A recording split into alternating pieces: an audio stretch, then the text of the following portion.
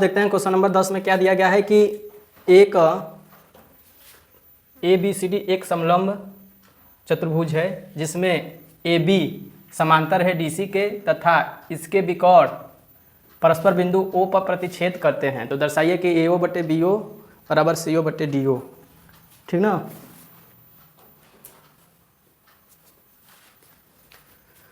चलिए हम लोग सबसे पहले एक समलंब चतुर्भुज बनाएंगे।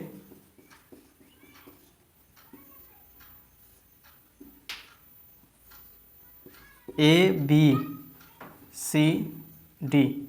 ठीक, जिसमें AB समांतर है किसके, DC के।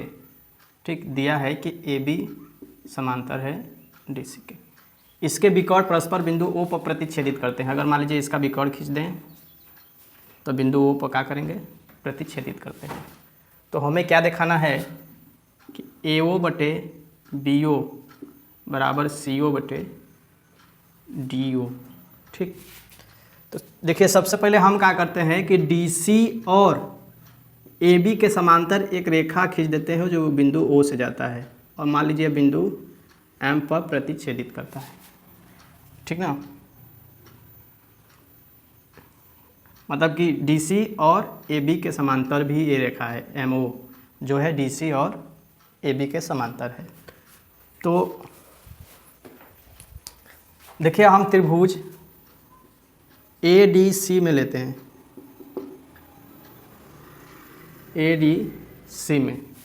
अब यहाँ अगर मान लीजिए कि DC के समांतर MO है, DC के समांतर MO है, तो हम कह सकते हैं समानुपाती प्रमेय से कि DM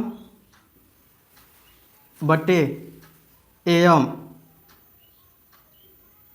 DM बटे AM बराबर CO बटे AO, CO बटे AO, समीकरण नंबर फर्स्ट। इसी तरह हम क्या करेंगे कि अब लेंगे त्रिभुज DAB में, ये वाला त्रिभुज,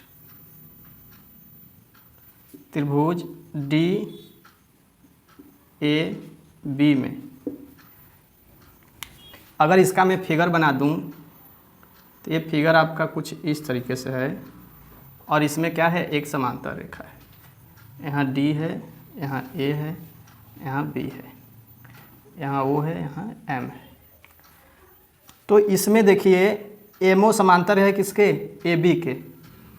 MO समांतर है AB के। तो समानुपाती प्रमेय से हम कह सकते हैं, यहाँ लिख भी सकते हैं कि समानुपाती प्रमेय, ये भी आपका इक्वल हुआ है तो ये भी किससे हुआ है, समानुपाती प्रमेय।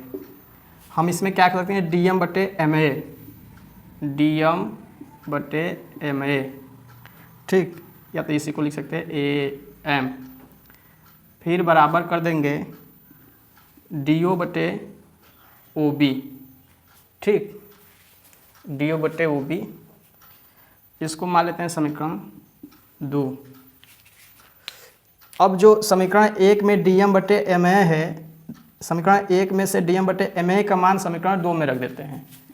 समीकरण 1 में से DM बटे MA का मान समीकरण 2 में रखने पर अगर आप लोग ध्यान देंगे तो यहाँ भी DM बटे MA है या तो AM है।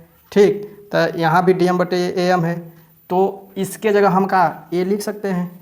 तो लिख दीजिए CO बटे AO और बराबर इधर का है DO बटे OB। ठीक, अब क्या करिए, इसको आप पलट दीजिए, व्युत्क्रम कर दीजिए, व्युत्क्रम। तो क्या हो जाएगा, AO हो जाएगा बटे CO बराबर हो जाएगा आपका OB बटे DO। अब आप क्या करिए कि इसको इधर गुणा कर दीजिए, मतलब ये इधर भाग करा तो इधर जाकर गुणा करेगा और इसको नीचे ला दीजिए तो हो जाएगा AO बटे OB।